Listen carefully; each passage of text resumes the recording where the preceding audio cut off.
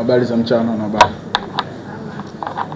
Kwa niaba ya wachezaji naweza kusema kwamba tunashukuru kwanza kwa kufika hapa salama, na uwepo wa kuwa hapa tumeufurahia kuwepo katika mashindano haya.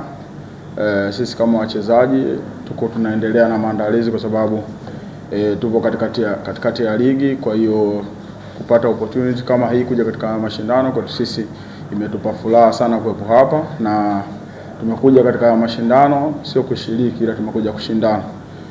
Kwa hiyo tupo tayari kuelekea katika mashindano haya, na tupo tayari kuelekea katika mchezo wa kwanza ambao tunaenda kucheza dhidi ya Mafunzo.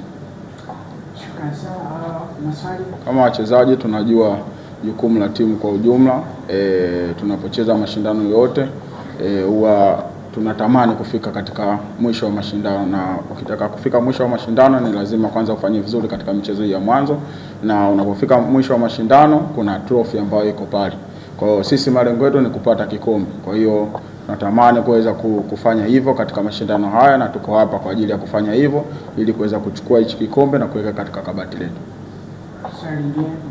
Ambacho huwa tunazungumza kwamba Simba popote inapoalikwa au kokote inapoenda katika mashindano muhimu kufika katika mwisho wa mashindano. Kwa hiyo huo ujumbe huwa tunawapa wachezaji ambao kama wageni hawajawahi kucheza katika mashindano kama haya, ni kuchukulia umuhimu wa mashindano, kwa sababu Simba sisi malengo yetu ni kufika mwisho wa mashindano. Kwa hiyo tunapowapa ujumbe huu, kwa hiyo wao wenyewe wanakuwa wanajua ni umuhimu gani ambao wanatakiwa kufanya katika kila mchezo ambao utakuwa mbele yetu. Mimi binafsi pamoja na wachezaji kwa ujumla tunaomba mashabiki wengi na wanachama wote wa Simba waliokuwa hapa Zanzibar na pamoja hata na Unguja waweze kujitokeza kwa wingi katika mchezo wetu na katika michezo ambayo tutaendelea kucheza hapa, ili kuweza kutupa support sisi kama wachezaji, ili tuweze kupata nguvu ya kuweza kujituma na kuweza kutimiza malengo yetu ambayo tumekuwa nayo.